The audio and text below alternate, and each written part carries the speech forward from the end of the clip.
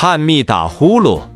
打呼噜是很多人睡觉时常见的现象，在以往，它经常被当作睡得香的表现。而事实上，打呼噜不仅可能影响睡眠质量，还可能隐藏严重的健康问题。今天我们就从医学角度来聊聊打呼噜。那什么是打呼噜呢？打呼噜医学上称为鼾声，是睡觉的时候由于气流通过气道时受阻，导致咽喉部位的组织振动产生的声音。它可以分为生理性和病理性两大类。生理性打呼噜一般会偶尔出现，例如多在劳累、饮酒后或者感冒鼻塞时出现。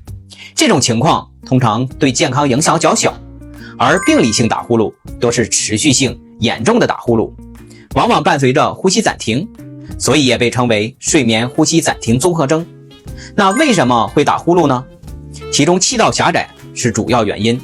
人在睡眠的时候，全身肌肉放松，包括咽喉部位的肌肉，如果造成气道狭窄或者阻塞，便会产生鼾声。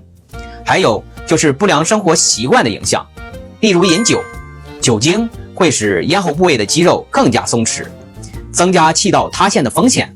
吸烟会引发气道炎症和水肿，使呼吸道变窄。那打呼噜有多大危害呢？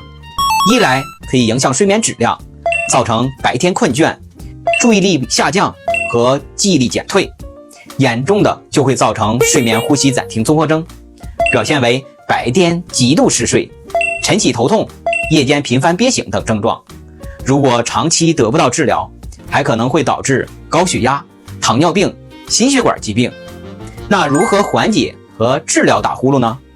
首先，我们提倡生活方式调整，控制体重，调整睡姿，戒烟戒酒，规律作息。如果仍不能很好改善，还可以采取持续正压通气，甚至手术的方法治疗。如果你或者家人有打呼噜的困扰，不妨从今天开始关注并采取行动，让呼吸更顺畅，让睡眠更安稳。